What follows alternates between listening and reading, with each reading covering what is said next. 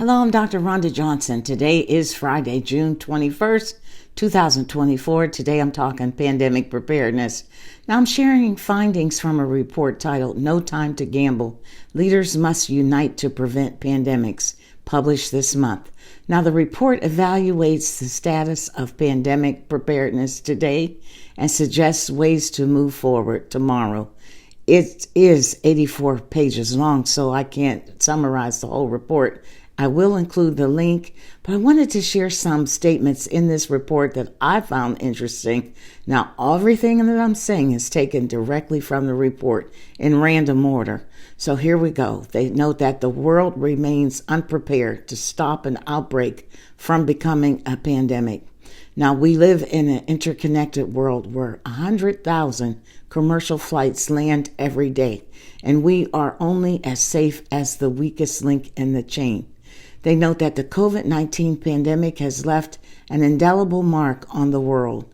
There is frequent citing of the 7 million deaths reported to the World Health Organization.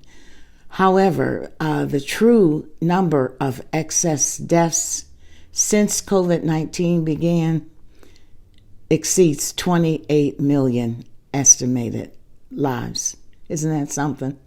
Now, COVID-19 was not the first pandemic, and it will not be the last pandemic threat. Modeling suggests a 1 in 2 chance that the world will experience a pandemic of similar magnitude to COVID-19 in the next 25 years. Too many dangerous gaps and vulnerabilities remain, and pathogens have ample opportunity to spill over, slip through, and spread fast. The risks are multiplying, in large part because of climate change, deforestation, and biodiversity loss, but also as a result of increased biosecurity risk of engineered viruses through both synthetic biology and artificial intelligence. They note that one of the missing ingredients is sustained political commitment at the highest level, and they meant presidents and prime ministers. They note that the world cannot afford another pandemic.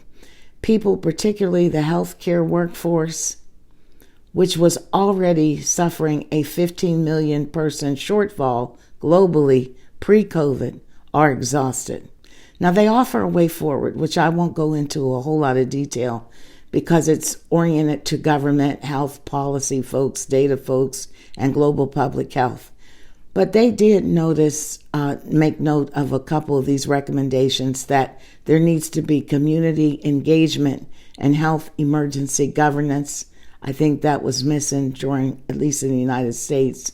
And then they also note that the management of disinformation and future health emergencies will be critical, and major investments to understand disinformation and counter it must be made today.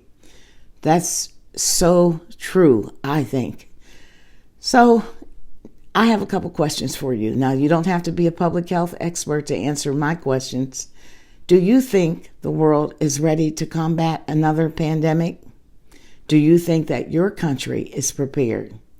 Do you think that countries will be more likely or less likely to collaborate and unify against a common threat?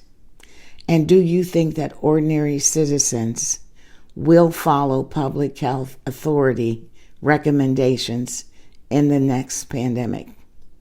Now, we have time, 25 years, we have time to get it together. So let's hope that our governments can and will. That's my message today. Take care, folks, and be well.